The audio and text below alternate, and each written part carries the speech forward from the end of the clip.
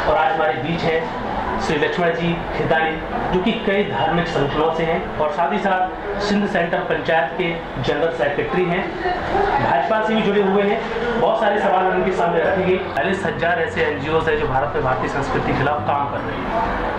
आज भारतीय संस्कृति से दूर करने के लिए वो लोग टारगेट बना रहे हैं, संतों की छवि को धूमिल किया जा रहा है। संत आसाराम जी बापू के विषय में आप क्या कहेंगे? आप जोधपुर से। उनका जोधपुर के अंदर एक आश्रम है, जहाँ तक मुझे मालूम है उन्होंने जोधपुर की जनता को कई धार्मिक प्रवचनों के माध्यम से अपने सनातन धर्म का, हिंदुत्व का पाठ पढ़ाया, सहिष्णुता सिखाई, धर्म के बारे में जनता को एकत्रित किया।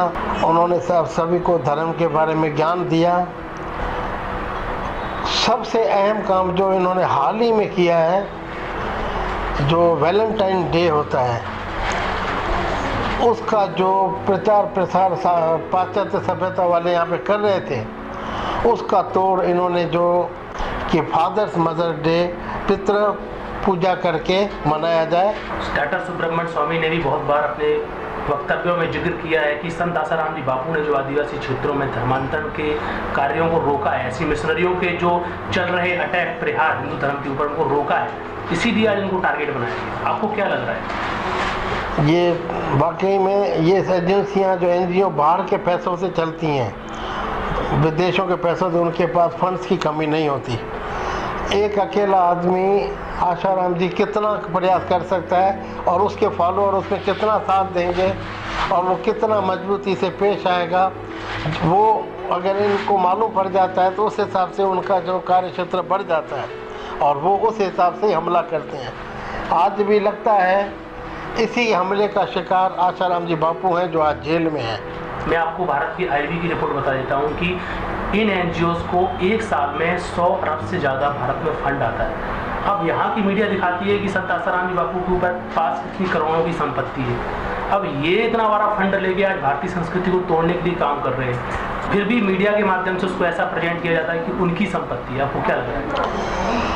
क्योंकि आसाराम जी बापू इतने संस्थाएं संभाल नहीं सकते। ये तो तय है कि हर एक जगह, हर एक स्टेट में, हर एक शहर में वहाँ की जो लोकल अथॉरिटीज़ हैं, जो लोकल फॉलोअर हैं, वही संचालन करते हैं। ये ज़रूरी है कि उसका एक चीफ कंट्रोलर भी होना चाहिए ताकि उनको हर बात के लिए जवाबदेह होना पड़े। लेकिन ऐसा नहीं लगता है कि इसका कोई दुरुपयोग हो रहा है। इन संस्थाओं के माध्यम से सनातन धर्म को बचाया जा रहा है और धार्मिक अनुष्ठानों में इसका सदुपयोग हो रहा है। ऐसे कोई गलत काम नहीं होते जो इनके ऊपर आरोप लगाया जाए, क्योंकि हिंदुस्तान में जुडिशरी प्लस दूसरे जो महकमे इतने भारी हैं कि हर एक आदमी गलत काम करके बच नहीं सकता। गलत फंसाया जा सकता है, लेकिन वो भी कुछ हद तक।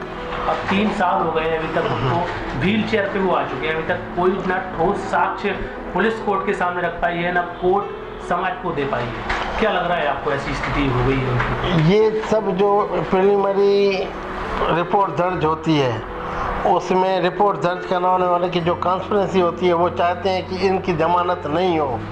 उस केस को इतना उलझा देते हैं, इतने गवाह डाल देते हैं कि उन गवाहों को बुलाना ही 2-3 साल में मुमकिन नहीं होता, ताकि इनको लंबी सज़ा काटनी पड़े।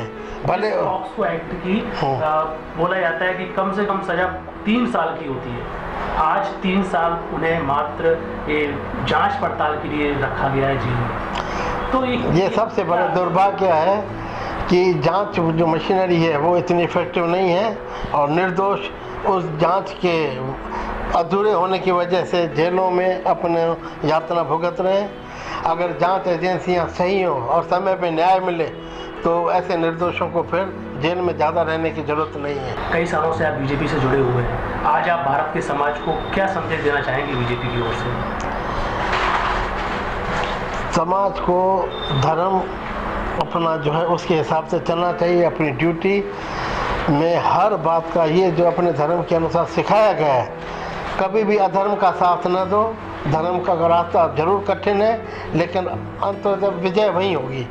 और कोई भी विदेशों से जो संस्थाएं NGO आके अपने धर्म को प्रलोभन दे के बदलना चाहते हैं, तो हम ये चाहते हैं कि हिंदुस्तान में हिंदू ही एक ऐसा है जो सही, सुरक्षित और सनातन धर्म से जुड़ा हुआ एक सच्चा इंसान है, और इस इंसानियत को कायम करने के लिए अपना हिंदुत्व तो कभी नहीं छोड़ना चाहिए। आज ये पूरा चैप्टर समाज के सामने है, जो मुद्दे उठाए गए कि आज कहीं ना कहीं भारी भूमिका एनजीओज की है, जो आज भारतीय संस्कृति को तोड़ने का काम कर रही है। संत आसाराम जी बापू प्रकरण में भी इसको स्पष्ट देखा जा सकता है। इसी साथ में रुपेश, नमस्कार।